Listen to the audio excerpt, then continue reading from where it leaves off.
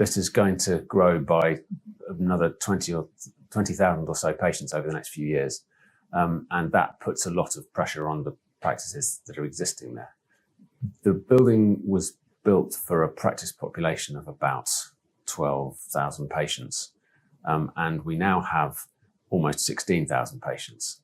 And the building just isn't big enough to support many more. We've already had to arrange for our district nurses and health visitors to relocate to other premises because we need all the space in our building for more consulting rooms for GPs and practice nurses. We may in the future end up needing to be able to look after anything up to 25,000 patients, and a building big enough to house enough doctors and nurses and other staff to look after a population like that, you wouldn't be able to fit that on our existing site and have anywhere for anyone to park and for people to be able to get to it and so on. We looked at redeveloping our site along with the site occupied by Bicester Health Centre, but that would be an enormous development of existing places where we're all still trying to practice from, and there were financial reasons why that's just not going to be possible to do.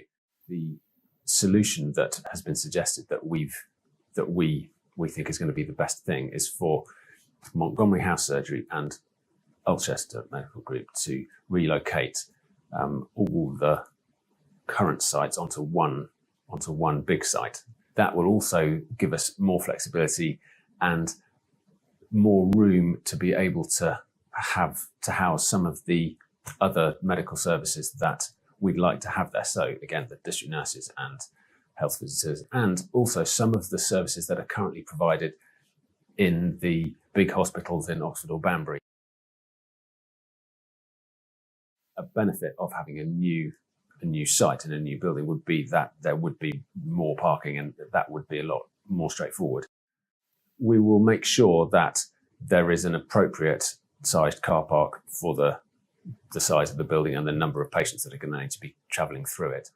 We're also going to be working quite closely with the Town and County Council and the Bicester Healthy New Towns project and so on to look at other ways of patients getting to the surgery, and that would include trying to make sure that there are appropriate bus routes. There are going to be significant changes, and patients and staff as well will notice the changes, but we're in a position where these changes have to be made. Primary care is changing, particularly in Bicester with the growing population, and we need to make sure that we can provide a primary care service that is going to be able to cater for all those people.